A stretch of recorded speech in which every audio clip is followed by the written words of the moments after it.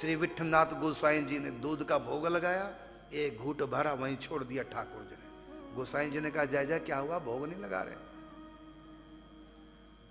कहते फीका दूध है, चीनी कम, मिश्री कम डाली है, मुझसे नहीं पिया जा रहा, फीका, स्वाद ही नहीं है इसमें। जैसे तैसे मना करके खैर पिला दिया। अगले दिन थोड़ा तेज मिश्री डाल दी, ठाकुर जी ने एक घूंट भरा छोड़ दिया। गोसाई से विठलनाथ जी ने कहा जय जय क्या हुआ, आज क्यों नहीं दूध का भोग लगा रहे? एक घूंट पी के छोड़ दिया। कहते हैं कि मिश्री ज्यादा मिला दी, चिप चिपा सा कर दिया, होठ चिप करे, मुंह से नहीं पिया जाता। जैसे तैसे मना करके पिला दिया ठाकुर जी को। तीसरे दिन क्या किया, फीका दूध और कटोरी में बगल में मिश्री पीस कर रख दी, साथ में चम्मच, अपने आप ही जैसा पसंद आए कम ज्यादा घोल के पी लो। और भोग लगाया, भोग लगाया, आराम से बैठे। जय जय क्या बात, दूध का भोग नहीं लगा रहे हैं? कहते चीनी अलग क्यों रख दी, मिश्री मिलाओ, मिला के दो। गोसाई जी बोले जब हमारा मिलाया हुआ आपको पसंद नहीं आता, अब अपने आप ही मिला लो, हम भी देखे जरा कैसे मिलाते हैं। ठाकुर जी बोले बालकृष्ण मुझको मिलाना नहीं आता। तो ठाकुर जी बोले जब मिलाना नहीं आता, तो श्री गोसाई विठलनाथ जी बोले जब मिलाना नहीं आता तो काहे को फिर नखरे करते हो? जैसा दे रहा हूं पियो चुपचाप, या तो मला अपने आप ही मिला लिया करो। और जो ही डांट पड़ी बालकृष्ण को, तुरंत उठ के गोद में चिपक गए। तो बाप पिता अपने आप को मानते थे विठलनाथ गोसाई जी, अपने आप को पिता, श्री कृष्ण को पुत्र, तो वही खेल चलते हैं। रात को सुलाने लगे तो ठाकुर जी बोले बालकृष्ण, उनके आगे प्रकट हो जाते थे नवनीत प्रिय, ये बिछाना ठीक नहीं है, दूसरा बिछाओ कपड़ा। दूसरा बिछाया, इस पे जो फूल बने ठीक नहीं है, प्लेन वाला बिछाओ। तीसरा, फिर कमी, इसमें सिलवट पड़े हैं और दूसरा लाओ। जैसे तैसे किया। फिर कहते तकिया ऊंचे है, थोड़ा छोटा, ये थोड़ा छोटा है, ये ठीक नहीं है। इतना तंग किया सोने में गोसाई जी को ठाकुर जी ने। अंत में गोसाई जी विठलनाथ जी बोले लाला तू चाहता क्या है पहले बता, आज क्या तेरे मन में आ रही है? ये हर रोज वाले बिस्तरा कोई नया नहीं है, क्या बात, क्या चाहते हो आप?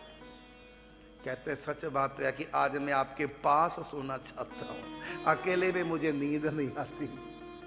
अब देखो भाई, भगत का इतना ऊंचा भाव बन गया। और क्योंकि कई बार सोचते थे कि मंदिर में लाला अकेले, दिन भर तो मैं इनके पास रहे, तो रात में लाला अकेले हो जाता है। तो भगत का जैसा भाव भगवान का बन गया। अब अपने पास सुलाया। वैसे छोटा सा विग्रह है मूर्ति के रूप में, लेकिन उनके सामने प्रकट हो जाते थे। आज बाबा की छाती से चिप करके लाला सोए। अब सुबह सुबह ठकरवानी घाट पे, गोकुल की घटना है, ठकरवानी घाट पे प्रतिदिन स्नान करने गोसाई जी जाते थे। और स्नान करने जब उठे तो सोचा भी लाला सोया हुआ है। धीरे से अपने से अलग किया, अचक अचक से उठे कि नींद ना खुल जाए। अब सोते रहे जब तक मैं नहा के आ जाऊंगा। और जो ही उठे, उठ के 2 कदम चले, इतने में ठाकुर जग गए। बाबा कहाँ जा रहे हैं? अरे भैया मैं नहाने जा रहा हूं, अब सो जा, अभी रात है, 3 बज रहे हैं। नहीं बाबा मैं भी संग जाऊंगा। चलो ठीक है। अब आगे आगे गोसाई विठलनाथ जी, पीछे पीछे बालकृष्ण चले। कपड़े ठकवानी घाट पे जमुना किनारे रख दे और लाला से कहा लाला कन्हैया तुम बैठो कपड़ों पे, बस अभी मैं 2 डुबकी लगा के आ रहा हूं जमुना जी की। और जो ही जमुना जी गए भीतर, 4 कदम चले जमुना जी के भीतर स्नान करने, पता नहीं कहां से एक बंदर आ गया। और जो ही बंदर है तो कपड़ों पे पड़ा बंदर। और जो ही कपड़ों के पास बंदर आया, वो बालकृष्ण हाय बाबा बचाइयो, बंदर से बचाइयो। और आओ देखा ना ताओ, कूद गए जमुना जी में बालकृष्ण बाबा के पास जाने के लिए, गोसाई जी के पास। और इधर से गोसाई जी भाग के, हाय लाला डर गया बंदर से, और गोद में चिपक गए। गोसाई जी के मन में एक विचार आया। कौन सा? जो ऐश्वर्य भाव के उपासकों के मनों में आता है।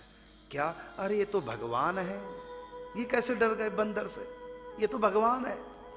राम अवतार में तो बड़े बड़े बंदर भालू इनके संग थे, अभी छोटे से बंदर से डर गए, भगवान होकर भी डर गए। तो तुरंत ठाकुर जी क्रोध कर गए। गोसाई जी से कहा, या तो मुझको बेटा ही मान लो या मुझको भगवान ही मान लो। ये एक म्यान में दो तीर नहीं तलवारें होंगी। या तो मेरे प्रति ऐश्वर्य भाव कर लो या फिर माधुर्य भाव,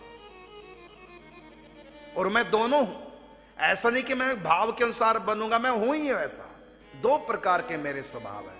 और यही बात गीता में कही, ये यथा माम प्रपद्यन्ते तासैव भजाम्य हम। मेरे प्रति जो जैसा भाव रखेगा मैं उसके प्रति वैसा रखूंगा। तो जब तुम मेरे प्रति माधुर्य भाव रखते हो, पुत्र का भाव रखते हो, अब काहे को भगवान का भाव रखोगे? क्यों रखते हो? डांटा ठाकुर जी ने। फिर वही वात्सल्य भाव। ये है प्रेमी ठाकुर जी।